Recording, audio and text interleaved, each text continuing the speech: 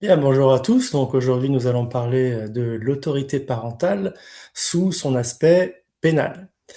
Alors, pour rappel, l'autorité parentale est définie comme un ensemble de droits et de devoirs ayant pour finalité l'intérêt de l'enfant.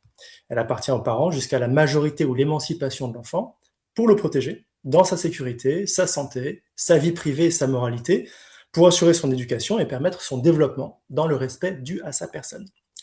Cette définition, on le sait, résulte du Code civil. C'est l'article 371-1 du Code civil. Mais dans des cas graves d'atteinte à cette autorité, eh bien, cela peut constituer une infraction pénale punissable de peine d'emprisonnement et de peine d'amende. Alors, nous laisserons de côté les infractions sans lien direct avec l'autorité parentale, comme le délit d'abandon de famille, qui est lié à l'obligation alimentaire, techniquement, ou encore les sanctions pénales de certaines mesures civiles visant à protéger les adultes contre la violence d'autres adultes, comme notamment l'ordonnance de protection. Nous nous concentrerons sur l'aspect pénal de l'autorité parentale en tant que telle. À ce sujet, dans l'ancien code pénal, en vigueur de 1810 à 1994, il existait une infraction d'enlèvement d'enfants.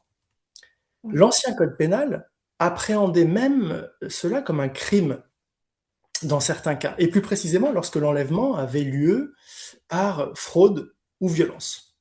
C'était l'ancien article 354 du code pénal ancien qui disposait: quiconque aura par fraude ou violence enlevé ou fait enlever des mineurs, ou les aura entraînés, détournés ou déplacés, ou les aura fait entraîner, détourner ou déplacer dans des lieux où ils étaient mis par ceux à l'autorité ou à la direction desquels ils étaient confiés ou soumis, subira la peine de la réclusion criminelle à temps de 5 à 10 ans. Et l'ancien article 355 du Code pénal durcissait la peine avec une circonstance aggravante d'âge d'inférieur à 15 ans ou en cas de mort subséquente du mineur. L'enlèvement d'enfants n'était plus un crime, mais un simple délit, en l'absence de fraude ou de violence. C'était l'ancien article 356 du Code pénal. Le nouveau Code pénal, entré en vigueur en 1994, dans une section expressément intitulée Des atteintes à l'exercice de l'autorité parentale, prévoit en réalité non pas une, mais 3 infractions. Il s'agit de délits, et non de crimes, spécifiques. La non-représentation d'enfants, la non-déclaration de changement d'adresse et la soustraction de mineurs. L'infraction spécifique de non-représentation d'enfants a été introduite par une loi du 5 décembre 1901. Elle concernait, dès l'origine, un refus de représentation en violation d'une décision de justice ou d'une convention judiciairement homologuée relative à la garde, disait-on autrefois, de l'enfant. Alors attention, on parle de non-représentation et non pas de non-présentation. Représenter l'enfant en renvoyant plus largement au fait de le remettre à son parent. Le nouveau code pénal distingue clairement entre l'enlèvement, d'une part, et d'autre part, la non-représentation d'enfants, mais aussi la soustraction de mineurs, infraction sur laquelle nous reviendrons ultérieurement. Les infractions d'enlèvement constituent des atteintes à la liberté de la personne. C'est prévu par les articles 224-1 et suivants du nouveau code pénal. L'enlèvement est incriminé avec l'arrestation ou la séquestration arbitraire. Ces infractions sont définies comme le fait, sans ordre des autorités constituées et hors des cas prévus par la loi, d'arrêter, d'enlever, de détenir, de séquestrer une personne. L'enlèvement est un crime. Les peines prévues sont de 20 ans de réclusion criminelle, mais elles sont dites correctionnalisées, c'est-à-dire qu'on applique les peines retenues pour les délits, en l'occurrence une peine de 5 ans d'emprisonnement et une amende, si la personne détenue ou séquestrée est libérée volontairement avant le 7e jour. La non-représentation d'enfants constitue quant à elle une atteinte non pas à la liberté de la personne, mais à l'exercice de l'autorité parentale, ainsi qu'à la stabilité affective de l'enfant, et nuit en définitive à l'intérêt du mineur lui-même en tant que tel. En effet, l'autorité parentale constitue un droit-fonction, en ce qu'elle remplit non pas un but égoïste de son titulaire, mais est tournée essentiellement vers l'épanouissement et l'éducation de l'enfant. L'infraction correspond au refus de représenter l'enfant à ceux qui sont en droit de le réclamer. Il s'agit d'un délit et non pas d'un crime. Et c'est l'article 227-5 du nouveau code pénal qui incrimine aujourd'hui la non-représentation d'enfants en posant le fait de refuser indûment de représenter un enfant mineur à la personne qui a le droit de le réclamer est puni d'1 an d'emprisonnement et de 15 000 € d'amende. C'est donc une omission que l'on sanctionne. Le délit de non-représentation d'enfants a, en substance, pour objectif de sanctionner l'entrave, dans le cadre de conflits conjugaux ou familiaux, à la légitime circulation de l'enfant entre ses parents. Alors, on a tenté assez récemment d'invoquer le caractère prétendument inconstitutionnel du délit, mais la Cour de cassation a refusé de transmettre au Conseil constitutionnel une question prioritaire de constitutionnalité dans une décision de la Chambre criminelle du 27 novembre 2019. L'incrimination de non-représentation d'enfants est donc conforme pleinement à la Constitution. L'élément matériel du délit de non-représentation d'enfants est le fait, selon le texte, de refuser indûment de représenter un mineur, un enfant, à la personne qui a le droit de le réclamer. Cet élément matériel suppose donc d'un côté l'existence d'un droit de réclamer l'enfant, et de l'autre une abstention émanant de celui qui doit représenter l'enfant. L'obligation de représenter l'enfant peut avoir plusieurs fondements. En substance, il peut s'agir d'un fondement judiciaire, et c'est fréquent. Par exemple, le délit de non-représentation d'enfant s'applique en cas de non-représentation des mineurs selon des modalités prévues par une ordonnance de non-conciliation, un jugement de divorce, ou encore une décision judiciaire rendue en matière d'assistance éducative. La décision en cause, toutefois, doit être exécutoire au moment du refus de représenter l'enfant. Faute de quoi, eh bien, l'infraction n'est pas caractérisée. Deuxième fondement, il peut s'agir aujourd'hui d'un contrat passé par acte d'avocat. Il n'est plus nécessaire qu'il y ait violation d'une décision de justice ni même d'une convention homologuée. La caractérisation du délit de non-représentation d'enfant est possible en cas de violation d'une convention de divorce par consentement mutuel sous signature privée, contresignée par avocat et déposée au rang des minutes d'un notaire. C'est l'article 229-1 du Code civil. Alors, l'utilité du délit de non-représentation d'enfants a été quelque peu relativisée depuis 2019. En effet, un alinéa 3 a été ajouté à l'article 373-2 du Code civil, qui dispose désormais, alinéa 1er et 2, la séparation des parents est sans incidence sur les règles de dévolution de l'exercice de l'autorité parentale. Alinéa 2, chacun des pères et mères doit maintenir des relations personnelles avec l'enfant et respecter les liens de celui-ci avec l'autre parent. Et alinéa 3, nouveau depuis 2019, à cette fin, à titre exceptionnel, à la demande de la personne directement intéressée ou du juge aux affaires familiales, le procureur de la République peut requérir le concours de la force publique pour faire exécuter une décision du juge aux affaires familiales, une convention de divorce par consentement mutuel, prenant la forme d'un acte sous signature privée, contresigné par avocat, déposé au rang des minutes d'un notaire, ou d'une convention homologuée fixant les modalités d'exercice de l'autorité parentale. Et donc, pour les cas exceptionnels dans lesquels on peut requérir à la force publique, on peut penser en particulier à un parent récalcitrant à l'extrême qui aurait bien du mal à appliquer les décisions de justice. La Cour européenne des droits de l'homme s'est prononcée sur la conformité de ce dispositif à l'égard de la Convention européenne des droits de l'homme. Alors, c'était l'ancien dispositif sur le recours à la force publique, qui était moins encadré, mais la Cour européenne a quand même donné un élément de réponse intéressant. Elle a considéré que le recours à la force publique, par principe, eh bien, n'était pas, en l'espèce, disproportionné, dès lors que l'irruption, en l'occurrence, de la police judiciaire dans une école pour récupérer l'enfant avait été décidée sous l'autorité et en présence du procureur de la République. Et donc, à la suite de cette généralisation du recours à la force publique en matière d'autorité parentale, eh bien, comme cela prévient en amont les agissements, le délit de non-représentation d'enfants sanctionné en aval apparaît mécaniquement légèrement moins utile, mais il conserve évidemment toute sa pertinence.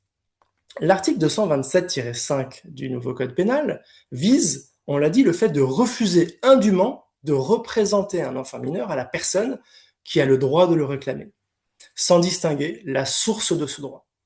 Et donc, en principe, le fondement du droit de réclamer l'enfant apparaîtrait pouvoir résider dans la seule loi.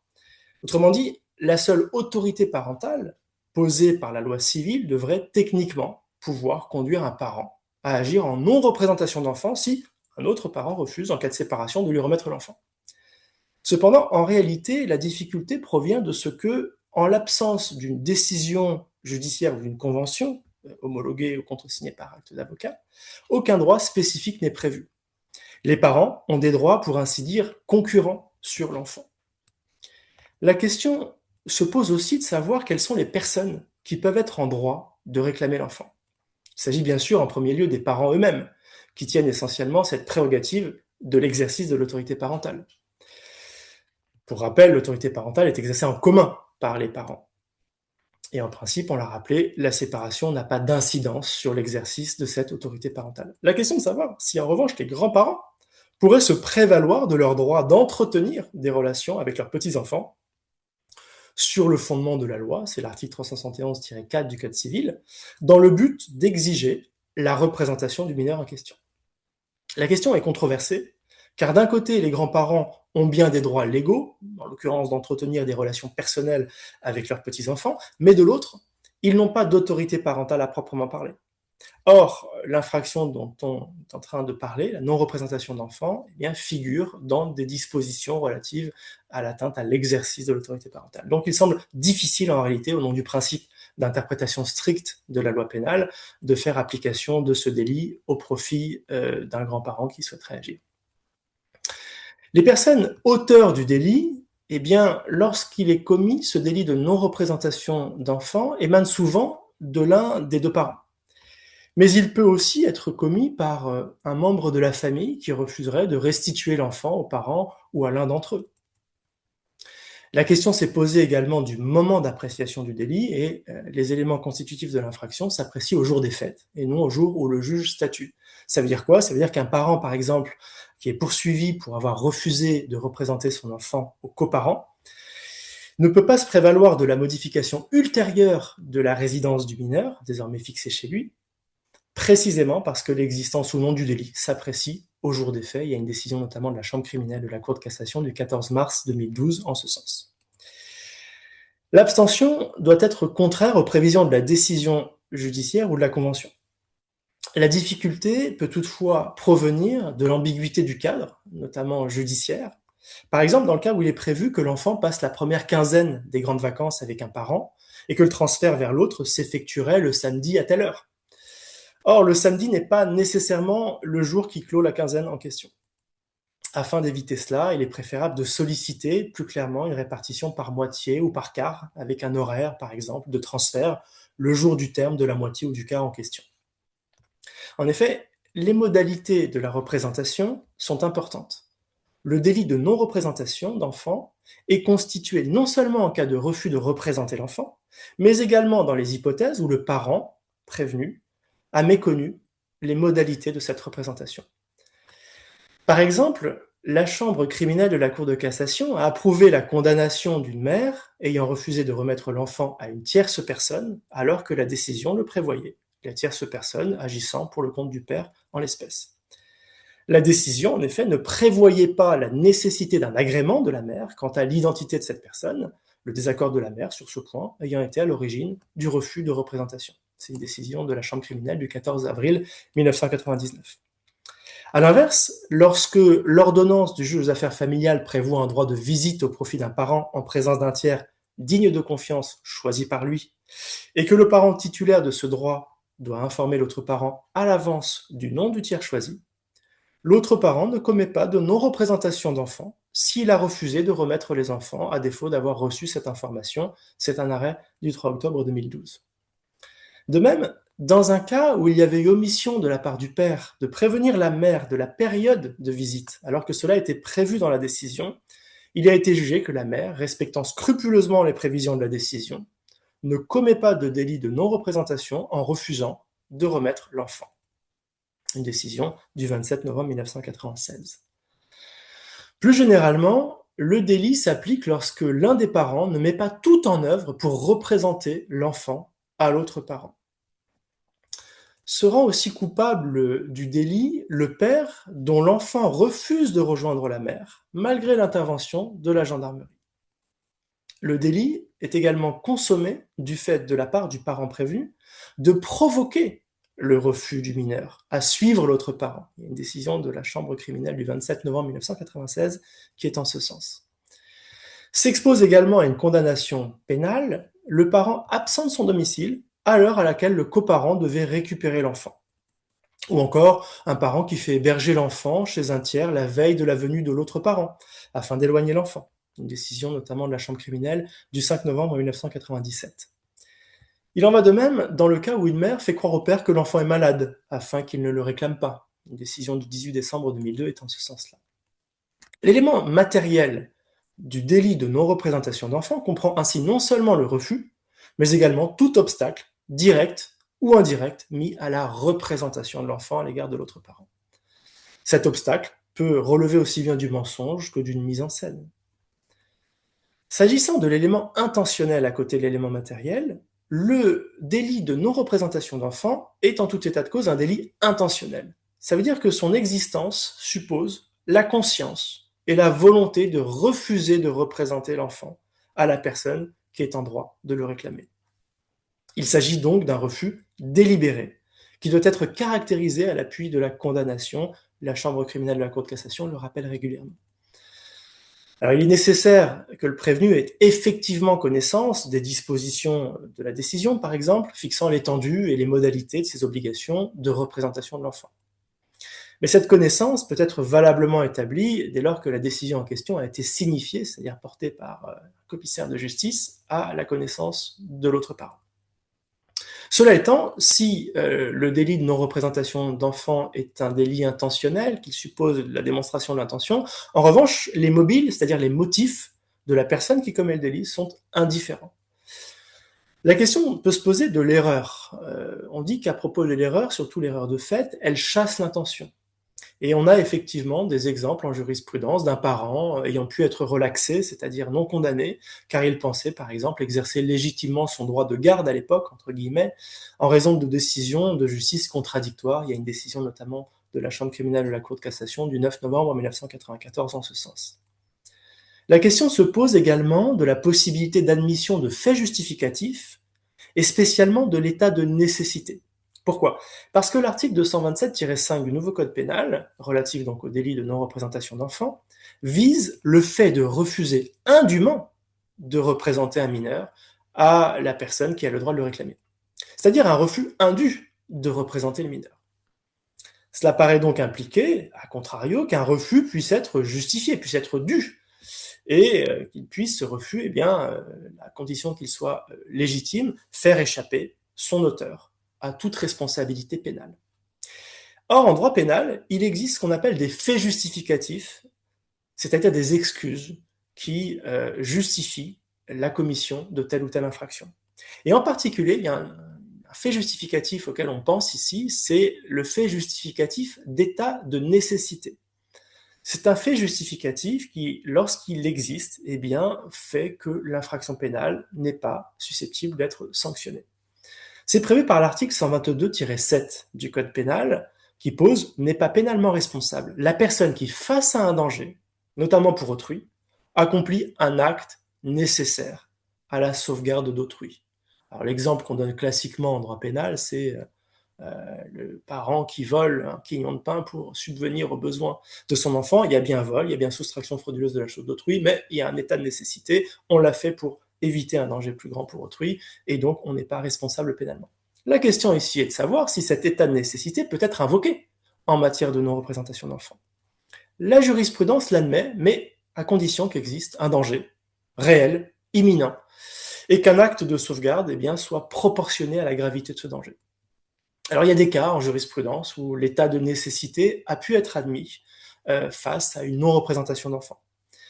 Il est arrivé en particulier que certains juges tiennent compte d'un danger pesant sur l'enfant pour relaxer, c'est-à-dire pour ne pas condamner le parent ayant refusé de le représenter, par exemple en cas de risque d'enlèvement à l'étranger de la part d'un parent, alors que l'enfant nécessite par exemple une surveillance médicale constante, et en particulier des soins qui ont été prodigués par les médecins français. Deuxième illustration, cas d'état de nécessité admis par la jurisprudence en cas de risque de perturbation psychologique de l'enfant. Par exemple, il y a des décisions sur la visite d'un parent en maison d'arrêt. On peut comprendre que ça puisse, le cas échéant, perturber de manière psychologique l'enfant. Et donc la santé de l'enfant peut constituer un refus légitime de représentation, à condition qu'on ait évidemment la documentation, en particulier médicale, qui justifie de cet état de nécessité. La question s'est posée en cas de réticence, voire de résistance, ou carrément de pure aversion de l'enfant. Cette réticence, cette résistance, ou même l'aversion de l'enfant, eh bien, pour un parent, est-ce que cela peut conduire à un refus légitime? C'est souvent invoqué par le parent auteur, évidemment, d'une non-représentation d'enfant. La jurisprudence pose un principe et des exceptions. Par principe, et la jurisprudence est claire, cette réticence, même cette résistance ou l'aversion de l'enfant à l'égard d'un parent, eh bien, ça ne constitue pas une excuse légale, ni un fait justificatif. Sauf circonstances exceptionnelles, dit la Cour de cassation, la Chambre criminelle est constante. Il y a notamment un arrêt de la Chambre criminelle de la Cour de cassation du 12 mai 1954. Et donc la Chambre criminelle a réitéré plusieurs fois l'affirmation selon laquelle la réticence d'un mineur à rencontrer son parent, bénéficiaire d'un droit de visite ou d'hébergement, ne constitue ni un fait justificatif, ni une excuse légale, ni même une circonstance exceptionnelle qui empêcherait les parents d'exécuter leurs obligations. Le parent prévenu doit, en principe, pour échapper à la condamnation, avoir usé de toute son autorité pour se faire obéir de son enfant pour qu'il puisse rejoindre l'autre parent. Et la décision de 1954 de la Cour de cassation qui fait référence à cette autorité qui doit être exercée par le parent pour que l'enfant soit en mesure d'aller à la rencontre de l'autre. Il y a quand même des exceptions, je le disais tout à l'heure, des exceptions en jurisprudence. La Cour de cassation en particulier, les juges du fond également, ont pu admettre, en présence de circonstances exceptionnelles, eh bien, un refus légitime. Alors, par exemple, compte tenu de l'âge de l'enfant, on a une décision de la Chambre criminelle du 14 mars 1972, par exemple, sur la résistance d'un enfant âgé de 15 ans, qui peut, le cas échéant, pas systématiquement, mais conduire à caractériser les circonstances exceptionnelles justifiant l'absence de représentation de cet enfant. La Cour de cassation a également approuvé la relaxe, donc l'absence de condamnation d'un parent, confronté au refus de ses fillettes, refus dû au déroulement de leur précédent séjour chez l'autre parent, qui les avait cachés pendant plus de 40 jours, en les laissant sans nouvelles de son coparent. Une décision de 1976 du 15 décembre est en ce sens. Encore, la résistance, voire l'aversion de l'enfant peut être fondée sur des mauvais traitements parentaux antérieurs, à condition qu'ils soient avérés et qu'ils justifient alors de manière légitime le refus de rencontrer l'autre parent. La position de la Chambre criminelle de la Cour de cassation, eh bien, exige qu'il soit démontré des circonstances exceptionnelles. Et je le disais, des tribunaux et des cours d'appel ont également pu relaxer des parents ayant cédé à leurs enfants qui ne souhaitaient pas rencontrer l'autre parent. Par exemple, pour un parent n'ayant pas eu recours à la contrainte physique compte tenu des enjeux psychiques et affectifs pouvant compromettre l'équilibre des enfants. Il y a une décision du tribunal correctionnel de Lille du 9 mars 64 qui est dans ce sens. Ou également en raison de l'état physique et nerveux de l'enfant. Il y a une décision du tribunal correctionnel de Châteauroux du 9 janvier 1963 qui est en ce sens également. Il en va de même en cas de résistance farouche d'un enfant, les visites chez un parent s'étant en l'espèce déroulées précédemment dans, je cite, une atmosphère de cauchemar. C'est une décision de la Cour d'appel d'Agen du 27 janvier 1985. Il y a des cas où l'état de nécessité n'a, à rebours, pas été admis. La Chambre criminelle a pu estimer, de manière extrêmement contestable en l'occurrence, que la condamnation pénale passée d'un parent pour abus sexuel sur la personne de l'enfant ne caractérisait pas automatiquement l'état de nécessité. Et en particulier, un arrêt de la Chambre criminelle de la Cour de cassation du 3 octobre 2012 eh bien, a considéré que l'état de nécessité ne pouvait pas être invoqué. En l'occurrence, il s'agissait d'un parent qui n'avait pas ressaisi immédiatement le juge et la Cour de cassation a considéré qu'il n'y avait pas d'état de nécessité. A fortiori, la Cour de cassation a pu considérer que la non-représentation n'était pas justifiée lorsque le danger était insuffisamment caractérisé. Et notamment en matière d'abus sexuels ou de risque d'abus sexuels sur la personne de l'enfant. Il y a notamment une décision de la Chambre criminelle de la Cour de cassation du 2 septembre 2004 où la Cour de cassation refuse de considérer qu'un simple risque d'abus sexuel de la part d'un parent à l'occasion de l'exercice de son droit de visite et d'hébergement exercé au domicile des grands-parents, eh bien, ce simple risque-là, dit la Cour de cassation, ça n'est pas suffisant pour caractériser l'état de nécessité et donc pour justifier la non-représentation d'enfants. Face à cette jurisprudence, disons-le clairement, largement insatisfaisante, eh bien, est intervenue une réforme législative opérée par la loi du 18 mars 2024, c'est la loi numéro 2024-233 exactement, visant à mieux protéger et accompagner les enfants victimes et co-victimes de violences intrafamiliales. Depuis lors, c'est la loi qui pose les choses, c'est l'article 378-2 du Code civil, qui pose, je le cite in extenso, et ensuite j'explique.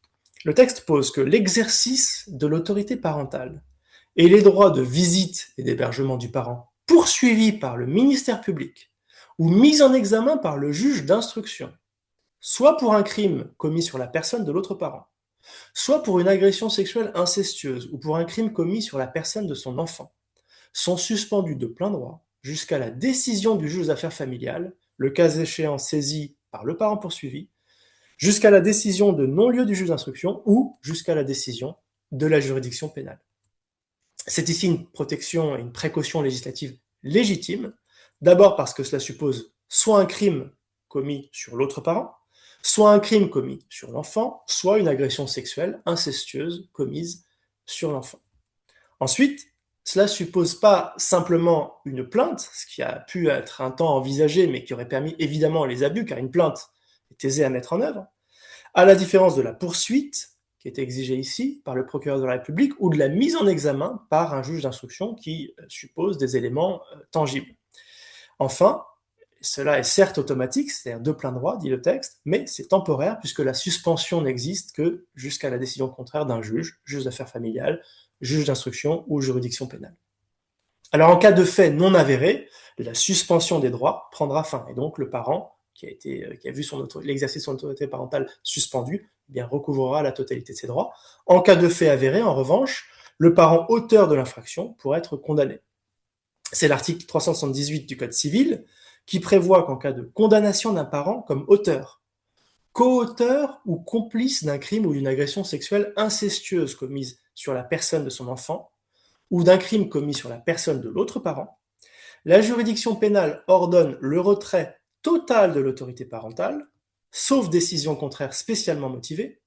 Si elle ne décide pas le retrait total de l'autorité parentale, la juridiction ordonne le retrait partiel de l'autorité parentale ou le retrait de l'exercice de l'autorité parentale, sauf décision contraire spécialement motivée. Et le texte poursuit, en cas de condamnation d'un parent comme auteur, co-auteur ou complice d'un délit commis sur la personne de son enfant, autre qu'une agression sexuelle incestueuse, la juridiction pénale se prononce sur le retrait total ou partiel de l'autorité parentale ou sur le retrait de l'exercice de cette autorité. Et le texte de conclure, en cas de condamnation d'un parent comme auteur, co-auteur ou complice d'un délit commis sur la personne de l'autre parent, ou comme co-auteur ou complice d'un crime ou d'un délit commis par son enfant, la juridiction pénale peut ordonner le retrait total ou partiel de l'autorité parentale ou le retrait de l'exercice de cette autorité. Ça vise donc en substance 3 cas alternatifs. Premier cas, en cas de crime ou de délit commis sur la personne de l'enfant. Ainsi, les agressions sexuelles commises par un parent sur sa fille, en l'occurrence pendant une année, justifient qu'il soit privé, ce parent, de l'autorité parentale. C'est une décision de la Chambre criminelle de la Cour de cassation du 24 novembre 2021. Plus récemment, la Chambre criminelle, dans un arrêt du 26 mars 2025, eh bien, a retenu pour retirer l'autorité parentale des faits de violences multiples commis à plusieurs reprises par un parent sur son fils, en l'occurrence, âgé de quelques mois, ainsi que les lésions osseuses, cérébrales et ophtalmologiques qu'elles ont entraînées. Donc, première situation, crime ou délit commis sur la personne de l'enfant, ça justifie, en cas de condamnation, eh bien, un retrait de l'autorité parentale. Attention, le délit d'abandon de famille, qui est lié donc à l'absence de respect de l'obligation alimentaire, n'est pas concerné et n'entraîne pas ainsi de suspension des droits d'hébergement. Et une décision notamment du 11 décembre 1984 qui le pose. Deuxième cas alternatif, non plus le crime ou le délit commis sur la personne de l'enfant, mais le crime ou le délit commis par l'enfant avec son parent. Par exemple, en cas de dénonciation calomnieuse effectuée par un parent et l'enfant contre l'autre parent. On peut envisager soit qu'il soit co-auteur, soit qu'il soit complice, on en reparlera ultérieurement, et donc on peut envisager un cas de retrait de l'autorité parentale qui serait fondé sur cette deuxième hypothèse. Troisième hypothèse alternative, le crime ou le délit a été commis par un parent sur la personne de l'autre. Par exemple, en jurisprudence, on a un arrêt de la Chambre criminelle de la Cour de cassation du 28 juin 2017 qui prononce le retrait de l'autorité parentale d'un parent coupable d'homicide volontaire sur l'autre parent. Et la Cour de cassation a ajouté dans cette décision de 2017 que ce retrait-là, n'est pas contraire au droit fondamental au respect de la vie privée et familiale du parent en question. Plus récemment, dans une décision également du 26 mars 2025, la Chambre criminelle de la Cour de cassation a considéré qu'était justifié le retrait de l'autorité parentale en cas d'agression sexuelle d'un parent sur la personne de l'autre, donc sans que l'enfant soit directement victime de ces agissements. Et la Cour européenne des droits de l'homme a récemment jugé que le retrait de l'autorité parentale ne peut intervenir qu'au terme d'investigation complète et proportionnée. C'est une décision de la Cour européenne des droits de l'homme du 15 avril 2025. Pour obtenir du tribunal judiciaire la restitution en tout ou partie des droits dont ils ont été privés, le ou les parents doivent attendre 1 année au moins pour déposer leur requête et en outre justifier dans le fond de circonstances nouvelles, c'est l'article 381 du Code civil. La question s'est posée de savoir ce qui se passait en cas de retrait de l'autorité parentale, de ce qui se passait pour les droits de visite et d'hébergement. En cas de retrait de l'autorité parentale, on s'est demandé si on pouvait conserver une possibilité de droit de visite et d'hébergement. Et aussi curieux que cela puisse paraître, eh bien, les textes ne réglaient pas cette question directement. Les textes étaient relativement muets sur ce point, à la différence du cas de l'exercice unilatéral de l'autorité parentale. Lorsqu'il y a un exercice unilatéral de l'autorité parentale, eh bien, le droit de visite et d'hébergement de l'autre parent ne peut être refusé que pour des motifs graves, c'est l'article 373-2-1 du Code civil. Ça veut dire qu'en cas d'exercice unilatéral de l'autorité parentale par un parent, l'autre parent, par principe, n'est pas privé de ses droits de visite et d'hébergement. Ce parent qui n'exerce pas l'autorité parentale ne peut être privé de ses droits de visite et d'hébergement que s'il y a des circonstances graves. En revanche, le texte, l'article 373-2-1 du Code civil, vise encore une fois le cas d'exercice unilatéral de l'autorité parentale, mais ne vise pas, a fortiori, le retrait pur et simple de l'autorité parentale. Lorsqu'il y a un retrait pur et simple, c'est pas une question d'exercice, c'est que le parent est déchu complètement, il n'y a plus d'autorité parentale aux mains de ce parent. Et donc, c'est pas seulement une question d'exercice, parce que lorsqu'il y a un exercice unilatéral, eh bien l'autre parent conserve des droits, notamment de surveillance de l'éducation. Mais là, lorsqu'il y a un retrait pur et simple, qu'est-ce qui se passe pour les droits de visite et d'hébergement? Est-ce qu'on peut articuler les deux? Eh bien, c'est la Cour de cassation qui a dû se prononcer sur cette question, qui n'était encore une fois pas résolue par le législateur. Il y avait en somme 2 façons de raisonner. Soit, première façon, on considérait que les droits de visite et d'hébergement étaient liés finalement à l'autorité parentale et donc qu'ils devaient être supprimés en cas de retrait de cette autorité. Soit on considérait, à l'inverse, que les droits de visite et d'hébergement n'étaient pas attachés à l'autorité parentale en tant que telle, mais étaient rattachés plutôt au lien de filiation. Auquel cas, eh bien, ils étaient maintenus, ces droits de visite et d'hébergement, même en cas de retrait de l'autorité parentale. Les décisions des tribunaux et des cours d'appel étaient partagées, comme les opinions d'ailleurs de la doctrine universitaire, il n'y avait pas d'unanimité sur la question. Et dans un arrêt récent, la Cour de cassation a apporté la réponse. C'est un arrêt de la première chambre civile de la Cour de cassation du 1er octobre 2025. Et elle opte, la Cour de cassation, pour la première branche de l'option. C'est-à-dire, elle opte pour le fait de lier les droits de visite et d'hébergement à l'autorité parentale. Et donc, elle juge quoi, la Cour de cassation? Elle juge que la décision de retrait totale de l'autorité parentale entraîne pour le parent concerné la perte automatique de son droit de visite, attribut de l'autorité parentale, pose la Cour de cassation, le juge pouvant, s'il décide d'un retrait partiel, prévoir que dans l'intérêt de l'enfant, un tel droit sera maintenu. Donc la Cour de cassation considère que lorsqu'il y a un retrait total de l'autorité parentale, automatiquement, il n'y a pas de droit de visite et d'hébergement, il n'y a plus de droit de visite et d'hébergement, et lorsqu'il y a un retrait partiel de l'autorité parentale, eh bien le juge peut, à titre exceptionnel, décider du maintien d'un droit de visite et d'hébergement. Et cette décision de la Cour de cassation, qui est très importante du 1er octobre 2025, elle apporte une autre précision. Pourquoi? Parce que le pourvoi en cassation, soulevait un article qui est un article intéressant, qui est l'article 371-4. Souvenez-vous, l'article 371-4 du Code civil pose que les ascendants ont un droit de maintenir des relations personnelles avec l'enfant. Or, le parent qui était déchu de son autorité parentale disait en substance, mais moi je suis encore un ascendant, donc j'ai un droit de maintenir un lien personnel avec mon enfant. Et donc la question était de savoir si un parent pouvait invoquer l'article 371-4 du Code civil pour invoquer son droit au maintien d'une relation personnelle avec son enfant, nonobstant en substance le retrait de son autorité parentale.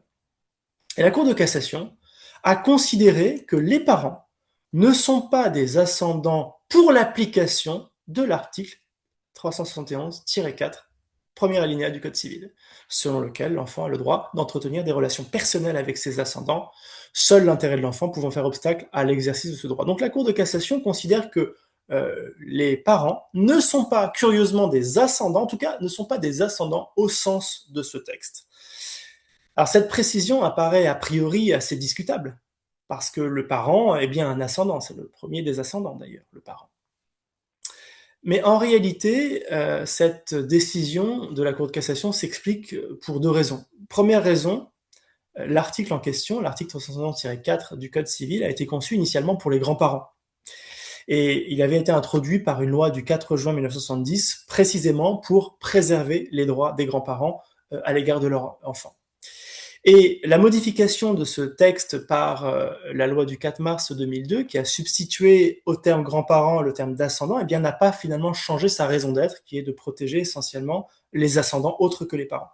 Et deuxième raison pour laquelle on peut trouver une justification de la Cour de cassation, de la position de la Cour de cassation, c'est que on comprend que si, pour la Cour de cassation, le retrait de l'autorité parentale entraîne la suppression des droits de visite et d'hébergement, eh il serait assez incongru de permettre au droit de visite et d'hébergement de revenir en quelque sorte par la fenêtre de l'article 371-4, c'est-à-dire si on dit à un parent bah, vous êtes déchu de l'autorité parentale, vous n'avez plus de droit de visite et d'hébergement, et qu'en même temps on permet à ce parent d'invoquer un autre article, l'article 371-4, pour maintenir des relations personnelles avec son enfant et donc exiger un droit de visite et d'hébergement, eh bien on paralyserait l'effet utile de la décision qui consiste encore une fois, je le répète, à considérer que le retrait de l'autorité parentale entraîne la suppression des droits de visite et d'hébergement. Et la Cour de cassation, là encore, dans cette décision du 1er octobre 2025, considère que la sanction d'échéance de l'autorité parentale égale d'échéance des droits de visite et d'hébergement, eh bien, n'est pas disproportionnée par rapport au droit fondamental au respect de la vie privée et familiale protégé par l'article 8 de la Convention européenne des droits de l'homme, en particulier parce qu'il y a un mécanisme de saisine du juge pour, après un an, on l'a dit tout à l'heure, pour recouvrer toute ou partie des droits dont le parent a été privé. Alors, la question se pose également de la mise en œuvre de la sanction du délit de non-représentation d'enfants. Ce délit est en principe punissable d'1 an d'emprisonnement et de 15 000 € d'amende. La peine d'emprisonnement, elle sera prononcée et justifiée en cas de refus obstiné par un parent de permettre l'exercice des droits d'hébergement de l'autre. Des droits d'hébergement d'ailleurs au sens large, quel qu'il soit, qu'il s'agisse d'un droit de visite et d'hébergement, d'un droit d'hébergement dit élargi ou d'une résidence alternée.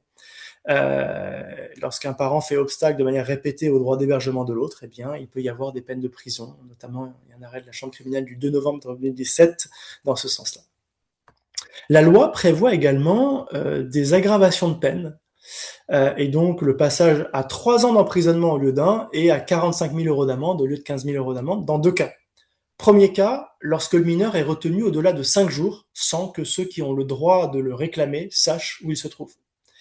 Deuxième cas, lorsque l'enfant mineur est retenu indûment hors du territoire de la République.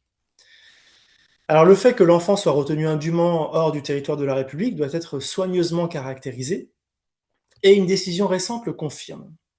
En effet, dans un arrêt rendu par la Chambre criminelle de la Cour de cassation le 19 novembre 2025, la Cour de cassation décide que les juges ne pouvaient, en l'espèce, se contenter de relever que la mère était partie vivre en Inde avec la mineure, et avait ainsi empêché le père d'exercer le droit de visite qui lui avait été accordé. Il fallait, dit la Cour de cassation, caractériser en quoi c'était indûment que la mineure aurait été retenue par sa mère hors du territoire national. Or, la mère faisait valoir dans son pourvoi que les éléments du dossier ne permettaient pas de considérer que la mère et la fille vivaient hors de France irrégulièrement. En l'espèce, c'est à l'étranger et en vertu de décisions de justice étrangères que le père avait vocation à exercer son droit de visite. La question est donc de savoir qu'est-ce donc qu'une rétention irrégulière, après tout. Bien, on peut penser, premier exemple, à la méconnaissance d'une décision de justice qui organiserait l'exercice des droits du parent victime sur le territoire français, et exclusivement sur le territoire français. Si un parent s'en va à l'étranger et refuse de présenter l'enfant, eh bien là, il y aura une rétention irrégulière et donc circonstance aggravante. Deuxième exemple, lorsqu'il y a une méconnaissance d'une décision de justice qui interdit, par exemple, la sortie de l'enfant du territoire. Et donc là, on peut considérer que le fait de ne pas représenter l'enfant à l'étranger, c'est une circonstance aggravante. La question se pose également de savoir si on peut envisager une tentative de l'infraction de non-représentation d'enfants. Contrairement à ce qui est prévu en matière de délits généraux, et contrairement également à ce qui est prévu en matière de soustraction de mineurs, infraction sur laquelle on reviendra ultérieurement, eh bien la tentative de non-représentation d'enfants n'est pas incriminée. Donc il faut que la non-représentation d'enfants soit consommée, comme on dit en droit pénal, c'est-à-dire qu'elle soit caractérisée, qu'elle ait eu lieu véritablement. Il n'y a pas de tentative punissable ici de non-représentation d'enfants. Alors on peut aussi envisager, et le code pénal les prévoit, des peines complémentaires. Par exemple, la privation des droits civiques, civils et de famille, la suspension pour une durée maximale de 5 ans du permis de conduire, l'annulation de ce permis avec interdiction d'en solliciter un pendant la même durée de 5 ans, ou la confiscation de la chose qui a servi à commettre l'infraction ou qui en est le produit. On pense aussi à l'interdiction définitive ou temporaire, en ce cas c'est 10 ans au plus, d'exercer une activité professionnelle ou bénévole impliquant un contact habituel avec des mineurs, et l'interdiction également de quitter le territoire de la République pendant une durée maximale de 5 ans. La question se pose également non plus de la tentative, mais de la complicité de non-représentation d'enfants. Est-ce qu'on peut envisager d'incriminer le fait d'être complice de ce délit-là? Eh bien, le complice d'une non-représentation d'enfant est lui-même passible des mêmes peines que celles encourues par l'auteur principal. C'est l'article 121-6 sur la complicité qui est applicable en matière de non-représentation d'enfants. La complicité, eh bien, elle est par exemple caractérisée à l'égard d'un grand-parent qui encourage son fils à ne pas représenter l'enfant du fils, donc le petit enfant du grand-père en l'occurrence, le grand-parent qui encourage son fils à ne pas représenter le mineur à sa mère, et qui s'oppose même avec son fils à un huissier de justice et qui va jusqu'à fournir de l'argent afin que le père emmène son fils à l'étranger. Il y a une décision de la Chambre criminelle de la Cour de cassation du 19 février 1963 qui est en ce sens-là et qui retient donc la complicité de la part du grand-parent. La question s'est posée des immunités familiales en la matière. Il y a des immunités familiales qui sont prévues par le code pénal parfois, notamment en matière de vol, pour considérer que l'infraction n'est pas caractérisée. Et donc, on a demandé à la Cour de cassation si on pouvait envisager des immunités familiales pour éviter que les grands-parents, par exemple, ou les familiers soient considérés comme les complices et donc punissables pénalement des non-représentations d'enfants commises par les parents. Non-représentation d'enfants. La Cour de cassation, dans une décision de la Chambre criminelle du 12 décembre 2018, a considéré qu'il n'y avait pas d'applicabilité par analogie des immunités. Ça veut dire que le fait qu'on soit membre de la famille, eh bien, et qu'on couvre, qu'on facilite la commission du délit de non-représentation d'enfants, eh bien, cela est sans incidence. Les personnes qui se rendent complices de la non-représentation d'enfants engagent leur responsabilité pénale. Et la Cour de cassation l'explique de manière assez convaincante, du reste. Elle considère que le fait, la situation, qu'il y a une différence de traitement entre, par exemple, le vol au sein de la famille et la complicité, en cas de non-représentation d'enfants, la Cour de cassation considère que cette situation, cette différence de traitement s'explique par le fait, je la cite, que ces incriminations, donc non-représentation d'enfants en l'occurrence, spécialement, mais aussi soustraction de mineurs, ne visent pas la simple dissimulation de l'auteur d'une infraction, mais ont pour objet de protéger l'intérêt de l'enfant. Et donc, le fait qu'il y ait un lien familial, ça n'exclut pas la complicité, ça n'exclut pas les poursuites à l'encontre des grands-parents notamment, souvent, ou des familiers qui favorisent la commission du délit de non-représentation d'enfants. Les poursuites, justement, comment doivent-elles être effectuées ? La question s'est posée de savoir si on était obligé d'avoir une plainte préalable du parent victime de la non-représentation, et la réponse est négative. Le ministère public peut exercer les poursuites dès lors qu'il a connaissance des faits par tout moyen, même si le parent victime ne dépose pas plainte. Par exemple, lorsqu'il y a une information par un tiers, comme par l'école, comme par le voisinage, ou encore lorsqu'il y a une multiplication des mains courantes. Il y a un parent qui ne veut pas nécessairement déposer plainte, mais le procureur a quand même connaissance des éléments, il peut très bien décider d'enclencher les poursuites pénales.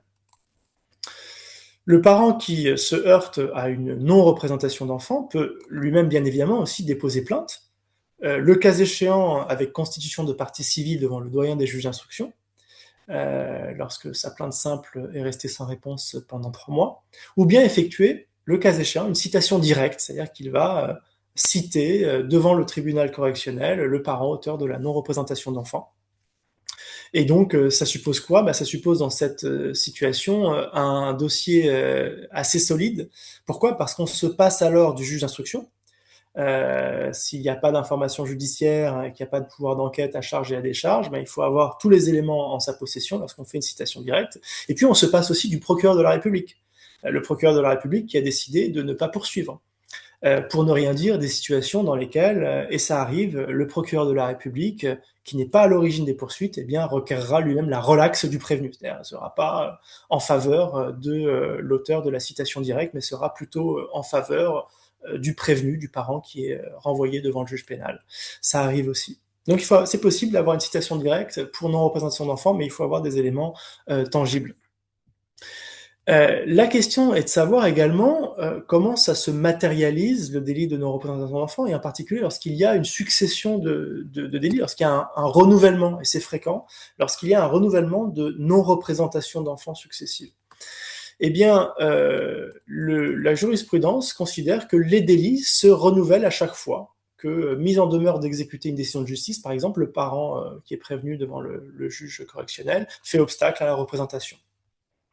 Ça a un intérêt. L'intérêt, c'est de faire courir le délai de prescription de l'action pénale, et c'est 6 ans en matière de délit. On peut agir pendant 6 ans à compter du délit en principe, mais là, le point de départ est retardé au jour du dernier refus de restitution, et donc ça a l'avantage de traîner, d'étirer le délai de la prescription. Donc c'est 6 ans en matière délictuelle, mais c'est 6 ans à compter du dernier refus ou du dernier délit de non-représentation d'enfant. La compétence, c'est le tribunal qui est compétent, c'est celui où l'enfant aurait dû être représenté. On a une décision notamment de la Cour de cassation du 4 janvier 1990 en ce sens.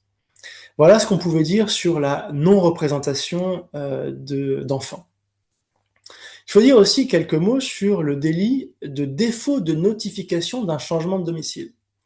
C'est un délit qui existe et qui est un petit peu connexe au délit de non-représentation d'enfants, et qui a pour objet même de prévenir les non-représentations d'enfants.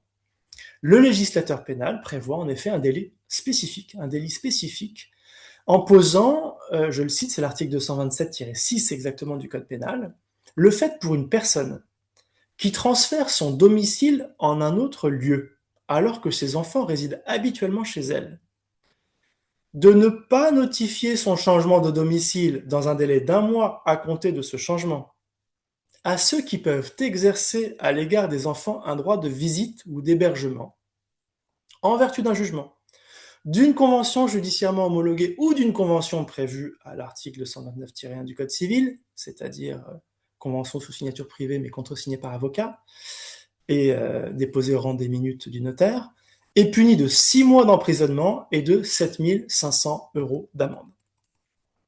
Ce délit, donc de non-notification d'un changement d'adresse, lorsque les enfants résident habituellement à l'adresse en question, c'est le pendant finalement du devoir civil qui pèse sur les parents séparés de notifier un changement de résidence susceptible de modifier les modalités d'exercice de l'autorité parentale, et ce devoir civil est prévu par l'article 373-2 alinéa 4 exactement du Code civil, qui pose, rappelez-vous, que tout changement de résidence de l'un des parents, dès lors qu'il modifie les modalités d'exercice de l'autorité parentale, doit faire l'objet d'une information préalable et en temps utile de l'autre parent.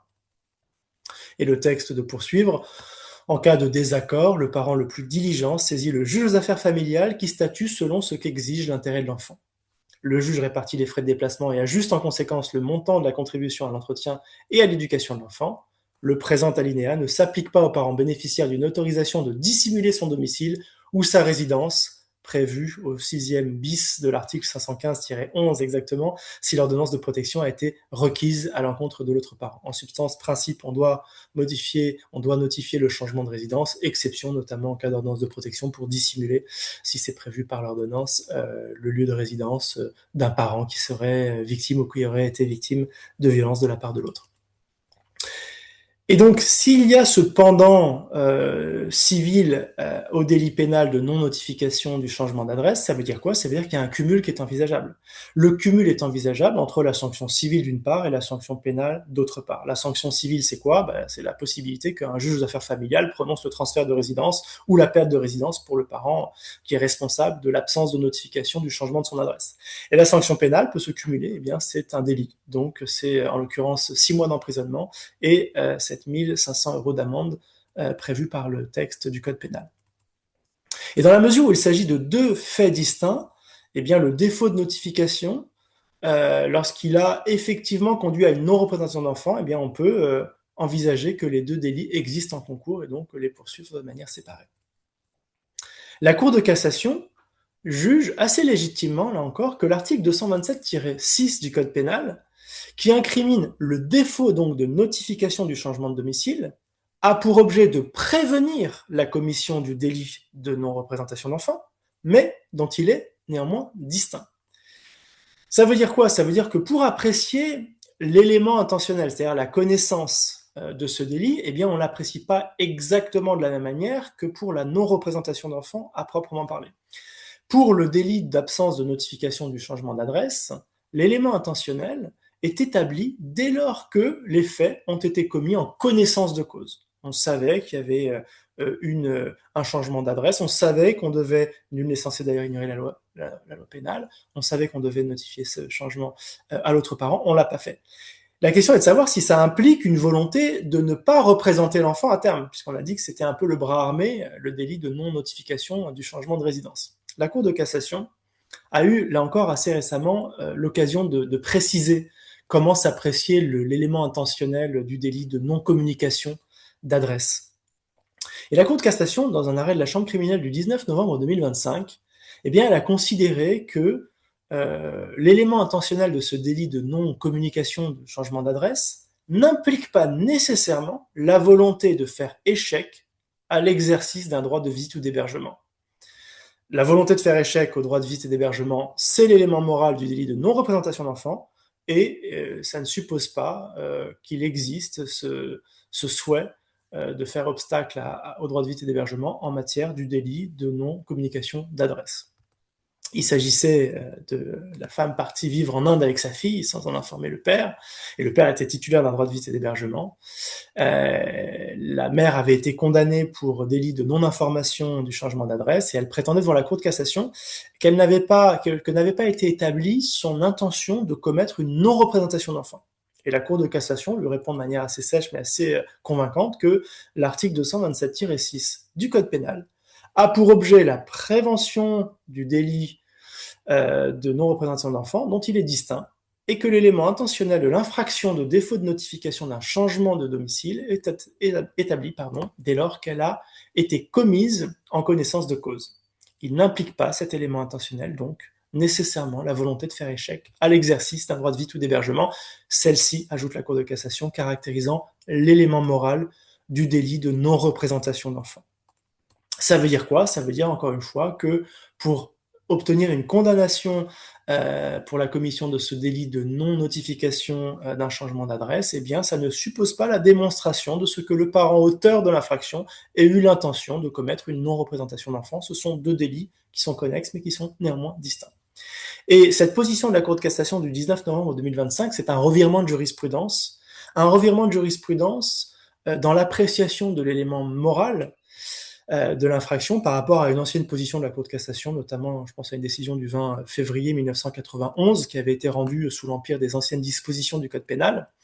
Et dans cette décision, il s'agissait d'une mère qui n'avait pas fourni au père l'information de son changement de résidence, mais elle avait avisé son ex-beau-père.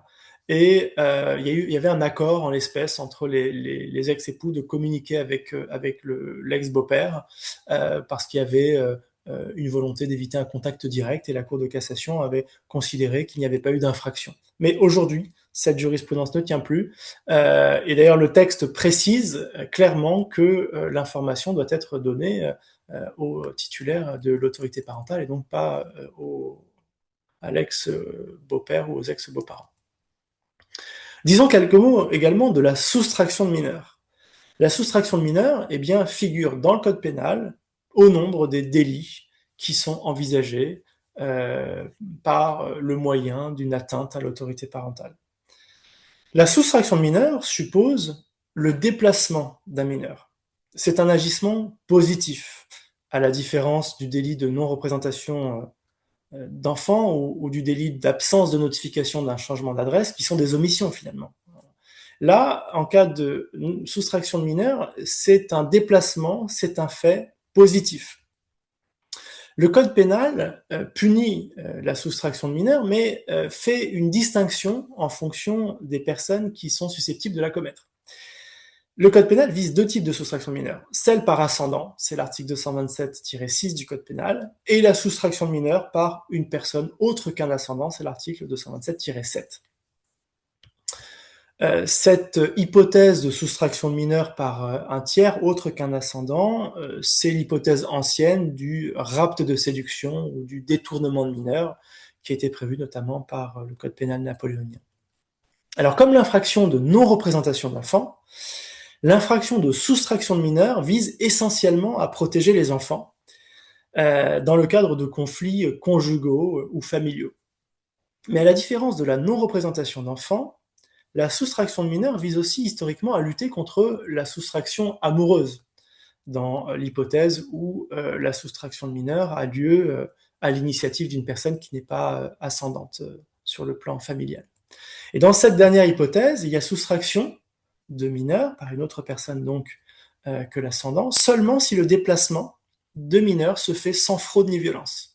Dans le cas contraire, lorsqu'il y a fraude, lorsqu'il y a violence, ou soit l'un ou soit l'autre, eh bien, c'est un véritable crime d'enlèvement. Alors, ces délits de soustraction de mineurs, finalement, quels qu'ils soient commis par ascendant ou par un tiers, eh bien, portent atteinte aux mineurs eux-mêmes et à l'exercice de l'autorité parentale. Et ces délits de soustraction de mineurs supposent, là encore, des éléments constitutifs. Alors voyons la question des éléments constitutifs de la soustraction de mineurs, d'abord par ascendant. Par ascendant, le code pénal vise le fait, par tout ascendant, de soustraire un enfant mineur des mains de ceux qui exercent l'autorité parentale ou auquel il a été confié, ou chez qui il a sa résidence habituelle. Et le texte pose une peine d'1 an d'emprisonnement et de 15 000 € d'amende. Donc l'auteur qui ici est visé, c'est tout ascendant, quel que soit d'ailleurs le lien de filiation. Alors, jusqu'à 2005, jusqu'au 1er juillet 2005 exactement, le code pénal précisait que l'infraction devait avoir été commise par un ascendant légitime, c'est-à-dire à l'époque dont la filiation reposait sur le mariage, un ascendant naturel, le cas échéant, c'est-à-dire dont la filiation ne reposait pas sur le mariage, ou un ascendant adoptif. Or, la loi du 4 juillet 2005 a réformé la filiation et a établi une égalité entre les filiations, quelles qu'elles soient, et donc aujourd'hui, la nature du lien de filiation est finalement sans incidence. Ce qui compte, c'est qu'il y a un lien de filiation qui existe. Et par ailleurs, le texte est suffisamment large, tout ascendant, dit le code pénal, et donc, eh bien, ça vise un ascendant quel qu'il soit. Et notamment, on pense évidemment aux grands-parents. Il y a un arrêt notamment de la Chambre criminelle du 16 février 2005 qui traite de la soustraction de mineurs par ascendant, et en l'occurrence, il s'agissait de grands-parents. S'agissant cette fois-ci de la victime de la soustraction, le mineur doit avoir été soustrait des mains de ceux qui exercent l'autorité parentale, ou chez qui le mineur a sa résidence habituelle, ou à qui il a été confié. Ça veut dire quoi? Ça veut dire que du côté de la victime de la soustraction, il n'est pas nécessaire qu'il existe un lien de filiation. Aucun lien de filiation n'est nécessaire entre le mineur et la personne à laquelle il est soustrait. Il y a un arrêt notamment de la Chambre commerciale du 11 mars 2002. Le lien de filiation avait disparu par l'annulation d'une reconnaissance de paternité de l'ex-mari. C'est sans incidence. La victime de la soustraction peut donc être l'autre parent ou encore un tiers, y compris un tiers qui n'exercerait pas l'autorité parentale sur le mineur à partir du moment où il a été confié à ce tiers. La soustraction peut bien sûr également avoir lieu entre des parents mariés ou pacsés ou en concubinage, dans l'hypothèse fréquente où un parent quitte le domicile conjugal avec son enfant. Il y a une décision notamment de la Chambre criminelle de la Cour de cassation du 26 mai 2004 en ce sens. Alors curieusement, en pratique, il se trouve parfois, y compris parmi des forces de l'ordre, des personnels qui conseillent la commission de ce délit, qui est pourtant une infraction pénale susceptible d'être punie et sanctionnée. Ici, le mineur, c'est aussi une victime, en quelque sorte par ricochet, de l'atteinte à l'autorité parentale ou à la titularité de la résidence. Il faut, on l'a dit, un acte positif, un acte de soustraction. Donc, il faut matérialiser un agissement concret, un déplacement spécialement du mineur. Ce sera souvent le cas en cas de fuite à l'étranger avec l'enfant ou de changement de domicile sans l'accord des titulaires de l'autorité parentale. Parfois, il y a une fuite à l'étranger et un parent est laissé sans nouvelles de l'enfant. Il y a une décision de la Chambre criminelle de la Cour de cassation du 21 mai 2014 en ce sens-là. Également, le fait de retenir l'enfant sans communiquer un changement de domicile à l'autre parent constitue le délit. Un arrêt de la Chambre criminelle de la Cour de cassation du 3 mars 2010 est en ce sens. Alors, la distinction entre la non-représentation d'enfant et la soustraction mineure peut parfois apparaître assez délicate. D'autant plus que la jurisprudence a déjà retenu cumulativement ces délits, dès lors qu'il y a une non-représentation d'enfant, élément négatif, et ensuite une soustraction ou l'inverse, souvent d'ailleurs chronologiquement, d'abord une soustraction et après une non-représentation d'enfant, eh bien la jurisprudence admet le cumul de ces délits et donc le cumul des poursuites. Mais il est arrivé à la Cour de cassation de refuser le cumul des infractions en vertu d'un principe qui est le principe non bis in idem, c'est-à-dire un principe qui interdit qu'on puisse être sanctionné deux fois pour le même fait. La Chambre criminelle de la Cour de cassation a en effet eu l'occasion d'estimer que la complicité d'une tante et d'une grand-mère relativement à un double délit, d'une part de soustraction de mineurs et d'autre part de non-représentation d'enfants par la mère, eh bien porter atteinte à ce principe. La Cour de cassation a considéré qu'on ne pouvait pas les sanctionner pour le même fait deux fois. Alors, la solution est un petit peu discutable, parce qu'on l'a dit, c'est pas exactement le même fait, mais néanmoins, la Cour de cassation a considéré que, je la cite, les faits procédaient de manière indissociable d'une action unique, caractérisée par une seule intention coupable, ne pouvant donner lieu, contre le même prévenu, à deux déclarations de culpabilité de nature pénale. C'est une décision de la Chambre criminelle du 8 janvier 2020. Donc, la Cour de cassation a l'air de nous dire non bis in idem, on ne poursuit pas deux fois, on ne punit pas deux fois les mêmes faits, et parfois, eh bien, il peut y avoir une seule action délictueuse, et donc une seule poursuite et une seule sanction possible. Néanmoins, la question qui subsiste à la lecture de cette décision, c'est de savoir quel est le délit qui doit être retenu. Est-ce que c'est la non-représentation d'enfants? Est-ce que c'est la soustraction de mineurs? Surtout que les peines, on l'a vu, sont par principe les mêmes. En tout cas, lorsqu'il y a non-représentation d'enfants et soustraction de mineurs sur deux périodes distinctes, la Cour de cassation admet les condamnations successives fondées sur les deux chefs de culpabilité distincts, et la Cour de cassation a eu l'occasion plus récemment encore de préciser que lorsqu'il y avait un cumul notamment de périodes, eh bien, il n'y avait pas d'atteinte au principe non bis in idem dès lors qu'il y avait un cumul de poursuites ou de condamnations. C'est une décision notamment de la Chambre criminelle de la Cour de cassation du 22 novembre 2023. Autre précision importante, le délit de soustraction de mineurs fait partie de ce que l'on nomme les délits continus. Ça veut dire quoi? Ça veut dire que autant la non-représentation d'enfants, c'est un délit instantané. Alors on a vu que la prescription courait tant que le dernier délit n'était pas achevé. Donc ça veut dire que ça renouvelle en quelque sorte les points de départ de la prescription. Première non-représentation d'enfants, on peut attendre 6 ans pour agir, mais on peut aussi agir 6 ans après la dernière non-représentation d'enfant. Donc c'est un délit qui se renouvelle, la non-représentation d'enfant. S'agissant de la soustraction de mineurs, il s'agit d'un délit continu. Ça veut dire quoi? Ben, ça veut dire que aussi longtemps que son auteur persévère dans sa volonté de porter atteinte à l'exercice de l'autorité parentale, eh bien, le délit est susceptible d'être poursuivi. Et donc, on peut poursuivre ce délit et le sanctionner en cas de soustraction de mineur, eh bien 6 ans à compter du moment où, jusqu'à 6 ans après, la fin de la soustraction de mineur, c'est-à-dire à partir du moment où la soustraction a pris fin. Donc c'est ça l'avantage du délit continu, c'est que la prescription est plus longue, elle est rallongée. Le point de départ de la prescription, eh bien c'est le moment où le délit cesse, puisque c'est un délit continu. Alors ça suppose aussi, dire que c'est un délit continu, ça suppose aussi pas simplement cette question du point de départ de la prescription, mais ça suppose aussi l'écoulement d'un certain laps de temps pour pouvoir le considérer comme caractériser ce délit.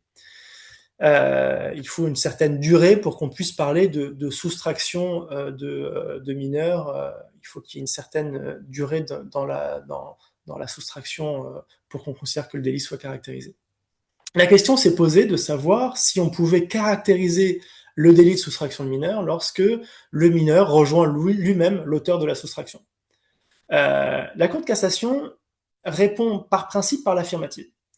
Mais elle ajoute que cela est valable à condition que le déplacement soit dû à l'initiative du parent en question. Donc à partir du moment où il y a un parent qui a l'initiative finalement du déplacement du mineur, le fait que le mineur ait eu lui-même une autonomie dans le fait de rejoindre ce parent-là, eh bien, est sans incidence. Le parent qui est à l'initiative de l'action sera susceptible d'être poursuivi et le cas échéant condamné pour soustraction de mineur. À l'inverse, lorsqu'il y a une absence de toute initiative de la part du parent en ce sens, eh bien, la fugue des enfants qui quittent le domicile d'un parent pour rejoindre le domicile de l'autre ne constitue pas, par principe, une soustraction de mineur par un ascendant. La Cour de cassation l'a décidé dans une décision de la Chambre criminelle du 25 mai 2005, lorsqu'il y a une initiative pure qui est... alors ensuite, c'est une question de preuve, mais lorsque un parent n'est absolument pas de près ou de loin impliqué dans cette fugue, eh bien, il n'y a pas de soustraction de mineur à proprement parler.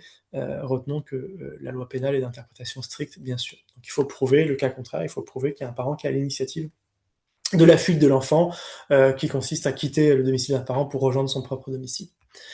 Alors ici, contrairement à la soustraction de mineurs par un tiers, sur laquelle on reviendra, infraction, le texte d'incrimination n'exige pas, lorsque c'est commis par un ascendant, que la soustraction soit en dehors de toute fraude ou de violence. Ça veut dire quoi? Ça veut dire que techniquement, il peut y avoir fraude, il peut y avoir violence, et même, il peut y avoir même consentement du mineur lui-même.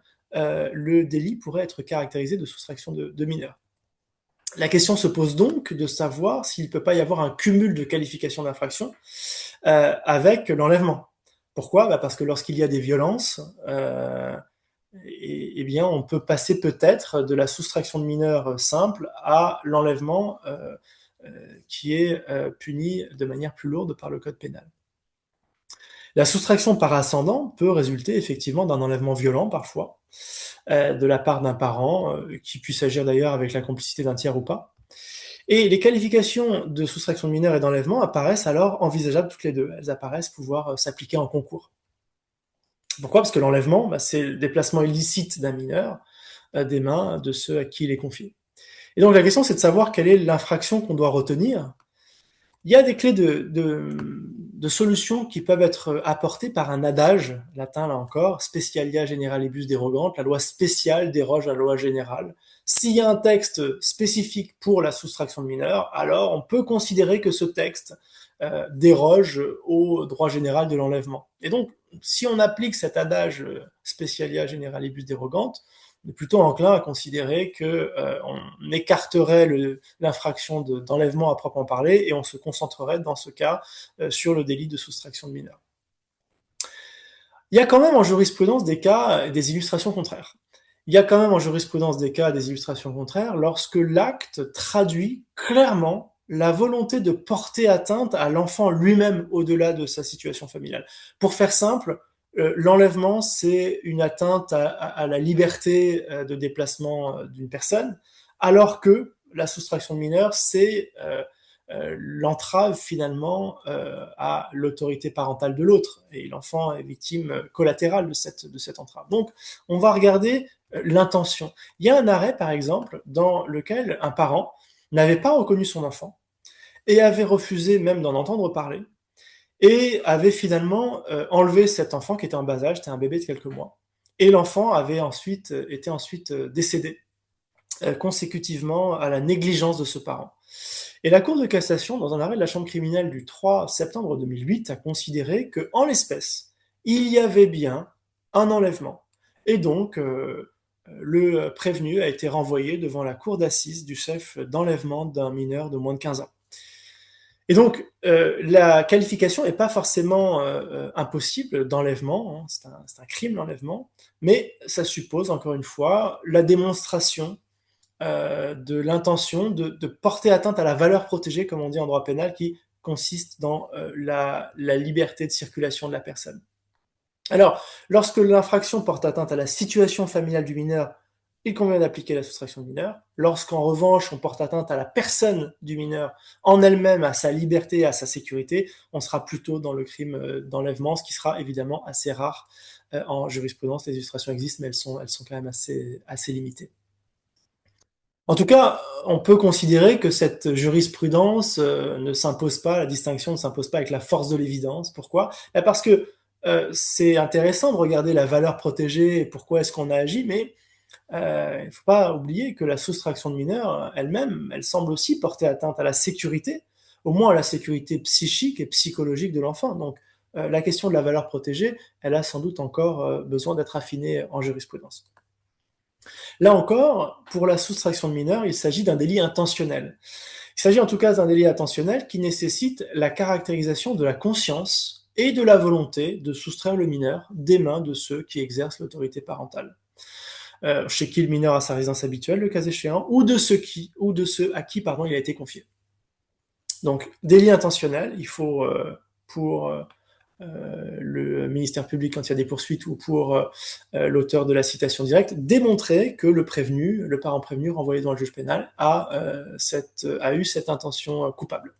Mais là encore, autant l'élément intentionnel, la conscience, la volonté d'enfreindre la loi pénale et de commettre le délit sont exigés, autant les mobiles, les motifs, les raisons de savoir pourquoi est-ce qu'on a agi, eh bien ils sont indifférents. Peu importe quels sont les motifs qui ont conduit le parent à agir, il importe peu, par exemple, qu'un parent prétend, là encore, au souhait de l'enfant de demeurer auprès de lui plutôt qu'avec le coparent. Il y a une décision notamment de la Chambre criminelle de la Cour de cassation du 29 octobre 1991 qui est en ce sens-là. Et là aussi, comme pour la non-représentation d'enfant, il arrive qu'un parent invoque l'état de nécessité, le fait justificatif pour échapper à la condamnation pénale et pour invoquer une espèce de légitimité de la soustraction du mineur aux mains de l'autre parent ou à sa résidence habituelle ou aux mains des personnes à qui il a été confié. Et l'idée qui est invoquée souvent, c'est de protéger l'enfant contre les violences, contre les maltraitances, contre les abus. Le problème se pose en termes identiques par rapport à la non-représentation d'enfants, donc la Cour de cassation peut l'exiger, mais de manière stricte, à condition qu'il y ait un danger réel, avéré, et pas simplement prétendu ou invoqué. Il y a une décision notamment de la Chambre criminelle de la Cour de cassation du 26 mai 2004. En l'espèce, c'était une mère qui faisait en vain état de violence conjugale, l'ayant prétendument contrainte à quitter le domicile avec son enfant. La Cour de cassation n'a pas retenu l'état de nécessité. En revanche, le danger, lorsqu'il porte plus spécifiquement sur l'enfant et pas sur le parent, eh bien, on pourrait envisager une réflexion sur l'état de nécessité et, le cas échéant, une invocation et une admission de ce cas d'état de nécessité, de ce fait justificatif, à condition que le danger soit avéré et porte véritablement sur l'enfant et non pas sur le parent qui se dirait victime de l'autre. S'agissant de la soustraction de mineur par un tiers, c'est une infraction spécifique qui est prévue par le Code pénal, qui incrimine le fait, par toute autre personne autre que celle mentionnée à l'article 227-7, de soustraire, sans fraude ni violence, un enfant mineur des mains de ceux qui exercent l'autorité parentale ou auquel il a été confié, ou chez qui il a sa résidence habituelle. La spécificité ici de la soustraction de mineur par un tiers, donc par une autre personne que l'ascendant ou les ascendants du mineur, la spécificité c'est qu'ici, eh bien, il y a une absence de fraude et une absence de violence. S'il y a une fraude, s'il y a une violence, clairement, il s'agit d'un enlèvement. Le consentement du mineur, de même, est indifférent. La soustraction de mineurs vise originellement à protéger les mineurs contre les relations amoureuses ou à connotation sexuelle non approuvées par les parents, délits de rapt, de séduction ou de détournement de mineurs. Mais l'ampleur de la définition de l'infraction permet en réalité de sanctionner d'autres détournements, et pas simplement des détournements amoureux ou sexuels, qui était le cas à l'époque du code pénal de 1810.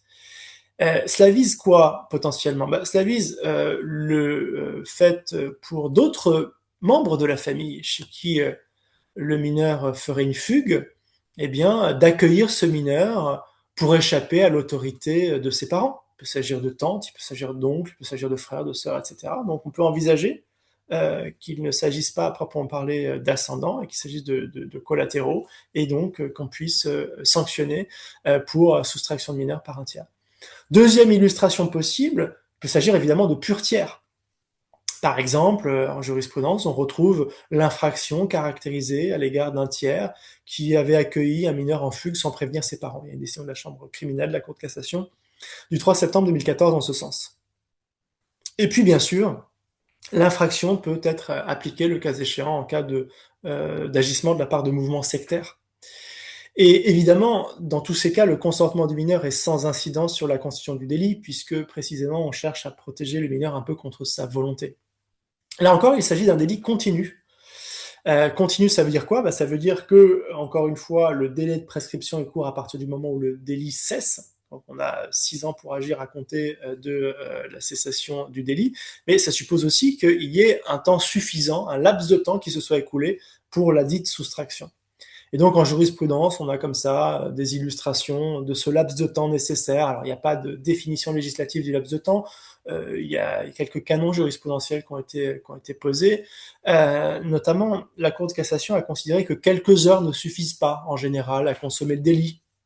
La Cour de cassation avait retenu par exemple que le délit ne pouvait pas être retenu en cas de promenade amoureuse en voiture, au cours de laquelle avaient eu lieu des relations sexuelles. C'était à l'époque en 1972, un arrêt de la Chambre criminelle du 3 février 1972.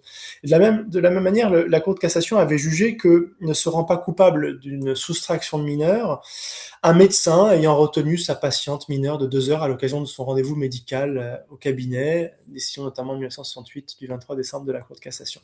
En revanche, lorsqu'il y a une répétition et lorsqu'il y a une fréquence des soustractions, même brèves, la jurisprudence a considéré qu'il pouvait y avoir une atteinte à l'autorité parentale. La Chambre criminelle l'a décidé, par exemple, dans un arrêt du 21 janvier 2009. Elle a approuvé la condamnation à la Cour de cassation d'un individu qui avait entretenu avec une mineure des relations amoureuses et sexuelles à l'époque. Il la voyait quotidiennement sur plusieurs laps de temps relativement courts, mais de manière répétée, et notamment à l'occasion de fugue de son établissement scolaire ou de son domicile. La Cour de cassation avait considéré que ça caractérisait le délit de soustraction de mineur par un tiers. Là encore, c'est un délit intentionnel, donc ça suppose la connaissance de l'âge du mineur, et ce délit est donc constitué à partir du moment où son auteur a connaissance vraisemblablement de l'âge du mineur. Il peut y avoir, le cas échéant, une absence de condamnation pénale si l'intéressé pouvait raisonnablement croire à l'absence de minorité. S'agissant des modalités de répression de la soustraction de mineurs, à la différence de la non-représentation d'enfants, la tentative ici est expressément prévue par le code pénal, c'est l'article 227-11 exactement du code pénal, donc on peut envisager une complicité de soustraction de mineurs.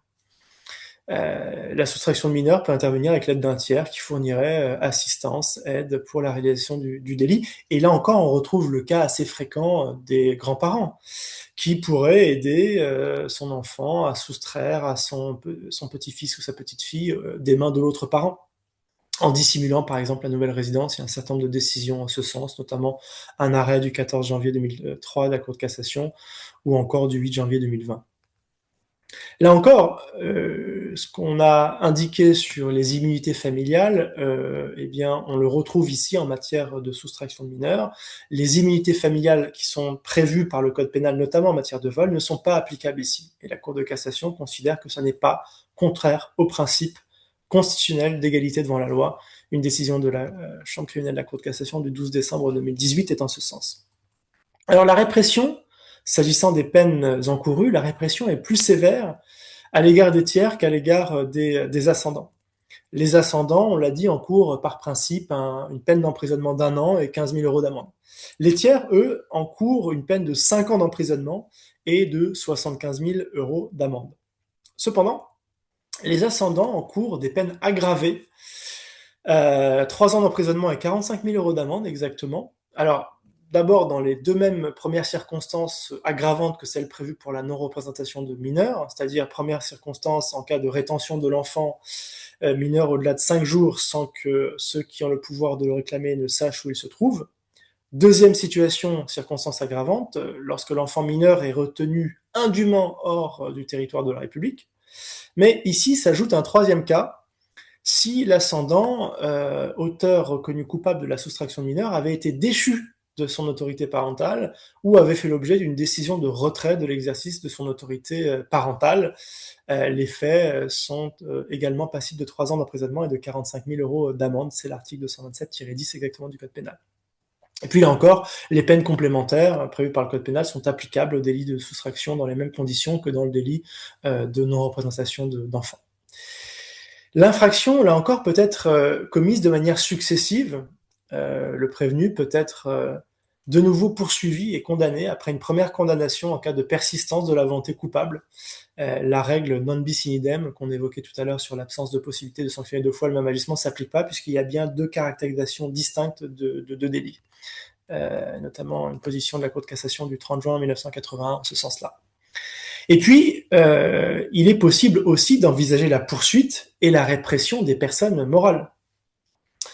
En particulier lorsqu'il y a des organisations sectaires qui peuvent se rendre coupables d'infractions de soustraction de mineurs.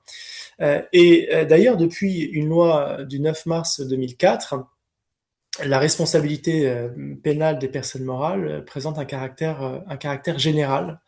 Et donc, on peut envisager tout type d'infraction commise pour le compte de la société, par exemple, ou de l'organisation, ou par son organe ou son représentant. Et donc, en particulier, une secte, par le moyen de son représentant, encourt des peines pénales notamment. Et une loi du 12 juin 2001 pour renforcer la prévention et la répression des mouvements sectaires prévoit des peines, en particulier de dissolution de la personne morale en cas de condamnation de l'un de ses dirigeants pour une liste d'infractions parmi lesquelles figure précisément la soustraction de mineurs. En outre, le code de procédure pénale, cette fois-ci, habilite certaines associations à exercer les droits réservés à la partie civile relativement aux infractions, notamment prévues par les articles 227-1 à 27 du code pénal, à certaines conditions. Alors, l'association doit avoir été déclarée depuis au moins 5 ans, elle doit avoir été reconnue d'utilité publique et avoir pour objet l'assistance et la défense des individus et la défense des droits et des libertés individuelles. Alors, disons quelques mots également de l'abus de faiblesse sur mineurs. Alors attention, l'abus de faiblesse, ça n'est pas considéré, dans le code pénal, comme une atteinte à l'autorité parentale. C'est un délit qui est prévu par le code pénal, mais qui est prévu par une section 6 bis exactement, qui est intitulée de l'abus frauduleux de l'état d'ignorance ou de faiblesse et de la suggestion psychologique ou physique. Donc ça, c'est le titre de la section 6 bis. Et cette section 6 bis sur l'abus frauduleux de l'état d'ignorance ou de faiblesse et la suggestion psychologique ou physique, eh bien, elle est insérée au sein d'un chapitre 3, nommé « De la mise en danger de la personne ». Ce sont les articles 223-1 à 223-21 exactement du Code pénal. Mais s'il n'est pas prévu spécifiquement comme une façon de porter atteinte à l'autorité parentale, l'abus de faiblesse sur mineur peut néanmoins, en pratique, constituer un abus contre le mineur et contre un titulaire de l'autorité parentale. Pourquoi ? Parce que l'article 223-15 2 exactement du Code pénal. Pause, je le cite et j'explique ensuite. Est puni de 3 ans d'emprisonnement et de 375 000 € d'amende. L'abus frauduleux de l'état d'ignorance ou de la situation de faiblesse, soit d'un mineur, soit d'une personne dont la particulière vulnérabilité due à son âge, à une maladie, à une infirmité, à une déficience physique ou psychique ou à un état de grossesse est apparente ou connue de son auteur, soit d'une personne en état de suggestion psychologique ou physique résultant de l'exercice de pression grave ou réitérée ou de techniques propres à altérer son jugement, pour conduire ce mineur ou cette personne à un acte ou à une abstention qui lui sont gravement préjudiciables. Sans doute donc le délit est-il plus large que le cas des mineurs et peut par exemple être sanctionné en jurisprudence lorsqu'une aide ménagère se fait consentir des remises de fonds de la part de ses employeurs âgés de plus de 85 ans. Des arrêts en ce sens-là, notamment un arrêt de la Chambre criminelle de la Cour de cassation du 30 avril 1996. Mais néanmoins, l'incrimination d'abus de faiblesse semble pouvoir être mobilisée en cas précisément d'abus de faiblesse sur mineur par un parent pour le conditionner ou le monter contre l'autre. Le texte vise en effet, d'une part, l'abus frauduleux de l'état d'ignorance ou de la situation de faiblesse, notamment d'un mineur. Or, un mineur est par principe une personne vulnérable, et le mineur apparaît d'autant plus vulnérable, ou d'autant plus en situation de faiblesse en cas de séparation conflictuelle de ses parents. Et d'autre part, le texte exige bien un acte ou une abstention gravement préjudiciable, spécialement aux mineurs, puisque dans le cas du mineur, c'est ce mineur qui doit subir le préjudice, si je laisse de côté les personnes âgées notamment, dont on a dit quelques mots il y a un instant. Or, évidemment, la rupture du lien qui est induite par l'abus de faiblesse, le cas de censure mineur, apparaît bien susceptible d'être considérée comme un acte ou une abstention gravement préjudiciable aux mineurs.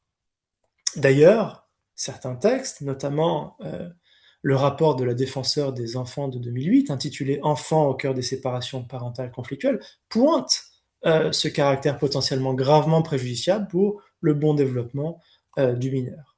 Et donc le rapport, qui parlait clairement d'emprise, n'était pas cependant allé jusqu'à qualifier cette emprise d'abus de faiblesse, mais c'est un pas qui apparaît aujourd'hui susceptible d'être franchi. Alors, en guise de conclusion ou d'ouverture, il est permis de s'interroger sur la pertinence de l'absence de délit général d'entrave à l'autorité parentale dans le code pénal français. Nous avons vu en effet que le code pénal envisage des atteintes spécifiques à l'autorité parentale à travers 3 délits: la non-représentation d'enfants, la soustraction de mineurs et le défaut de notification du changement d'adresse d'un parent. Mais il n'existe pas encore d'infraction générale d'entrave à l'autorité parentale en tant que telle. Une telle infraction apparaît pourtant pouvoir, et le cas échéant devoir, être consacrée, tout en conservant les cas spécifiques de non-représentation d'enfants, de soustraction de mineurs ou de défaut de notification de changement d'adresse qui pourraient en constituer des éléments, des composantes en quelque sorte. D'autant plus que si on regarde les délits de non-représentation d'enfants et de soustraction de mineurs, eh bien, ils exposent leurs auteurs en principe aux mêmes peines, c'est-à-dire 1 an d'emprisonnement et 45 000 € d'amende au plus fort. Au demeurant, en France, il existe par ailleurs des délits d'entrave. Il existe des délits d'entrave qui sont prévus par le code pénal. Par exemple, lorsqu'il y a une entrave aux mesures d'assistance et de l'omission de porter secours, c'est l'article 223-5 du code pénal, eh bien, c'est puni cette entrave-là de 7 ans d'emprisonnement et de 100 000 € d'amende. Il y a aussi, dans le code pénal, un délit, notamment d'entrave à l'exercice de la liberté d'expression, à la liberté du travail, à la liberté d'association, à la liberté de réunion ou de manifestation, ou l'entrave au déroulement des débats d'une assemblée parlementaire ou d'un organe délibérant d'une collectivité territoriale. Donc ça existe, les délits d'entrave dans le code pénal. On retrouve aussi le délit d'entrave à la liberté de création artistique, à la liberté de diffusion et de la création artistique, à l'exercice de la fonction d'enseignant, et même le fait d'entraver de manière concertée, et à l'aide notamment de violence, l'exercice d'une des libertés visées aux alinéas précédents. Et donc, des délits d'entrave sont parfaitement envisagés dans le code pénal. Mais des délits d'entrave sont aussi, en France, envisagés par le code du travail, spécialement. On a dans le code du travail des entraves à l'exercice du droit syndical. C'est l'article L 2146-1 exactement du code du travail. Le fait d'apporter une entrave à l'exercice du droit syndical, 3 petits points, est puni d'1 an d'emprisonnement et d'une amende de 3 750 €. Il y a un certain nombre d'autres délits d'entrave, notamment l'entrave au comité social et économique prévu dans le code du travail. Or, bien évidemment, l'autorité parentale et son respect apparaissent comme essentiels pour l'intérêt supérieur de l'enfant lui-même. Intérêt supérieur de l'enfant dont l'article 3, paragraphe 1 de la Convention internationale des droits de l'enfant impose la primauté et la prise en compte de manière primordiale dans toute décision qui concerne l'enfant. L'autorité parentale et son respect apparaissent donc au-delà comme essentiels à nos sociétés. Au moins tout autant que les libertés fondamentales et le secours à autrui, qui font, on l'a dit, l'objet de délits d'entrave spécifiques. Au surplus, à l'étranger, certaines législations peuvent parfois, ci ou là, sanctionner l'entrave à l'autorité parentale. Par exemple, la loi brésilienne numéro 12.318 du 26 août 2010 interdit notamment, je cite, d'entraver l'exercice de l'autorité parentale. La loi brésilienne du 26 août 2010 interdit donc d'entraver l'exercice de l'autorité parentale, et cela, cette interdiction, figure aux côtés, assez naturellement du reste, de l'interdiction de, je cite, mener une campagne de dénigrement de la conduite du parent dans l'exercice de la paternité ou de la maternité, entraver les contacts de l'enfant ou de l'adolescent avec le parent, entraver l'exercice du droit de visite et de vie familiale, omettre délibérément de transmettre aux parents des informations personnelles pertinentes concernant l'enfant ou l'adolescent, notamment scolaires, médicales et les changements d'adresse, présenter une fausse accusation contre le parent, ses proches ou les grands-parents afin d'empêcher ou de compliquer leur relation avec l'enfant ou l'adolescent, changer de domicile sans justification vers un lieu éloigné dans le but de rendre difficile la relation de l'enfant ou de l'adolescent avec l'autre parent, sa famille ou les grands-parents. Les sanctions encourues, quelles sont-elles?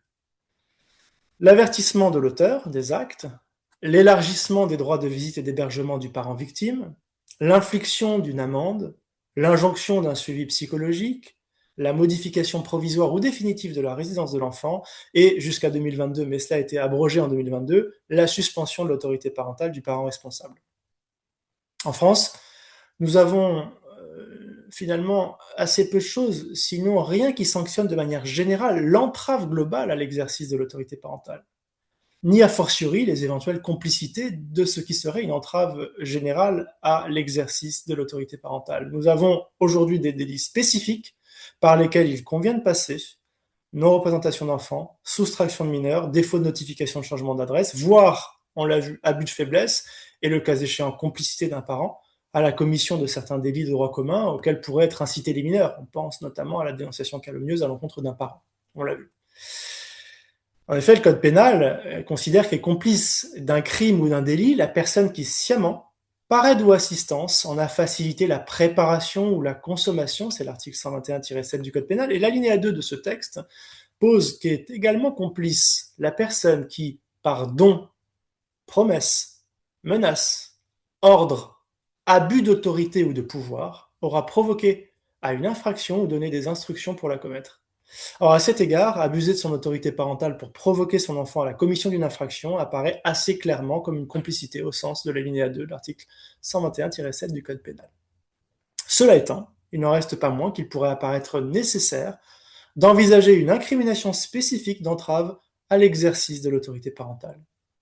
Au regard de la gravité des conséquences sur les mineurs eux-mêmes et sur les parents victimes, il n'apparaît d'ailleurs pas totalement incongru d'envisager des cas non plus seulement de délit, mais plus encore, le cas échéant, de crime, comme l'enlèvement.